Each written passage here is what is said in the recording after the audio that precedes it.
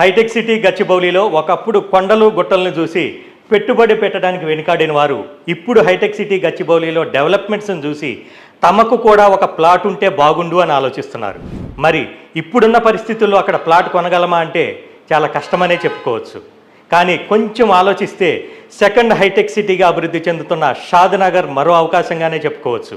ఇలా ఆలోచించే వారి కోసమే ఉప్పల్లో ఉన్న Sri Siddhivinayaka property developers second hitech సిటీగా అభివృద్ధి చెందుతున్న షాద్నగర్కి అతి దగ్గరలో అన్ని గవర్నమెంట్ అప్రూవల్స్తో డ్రీమ్ సిటీ వెంచర్ని లాంచ్ చేయడం జరిగింది.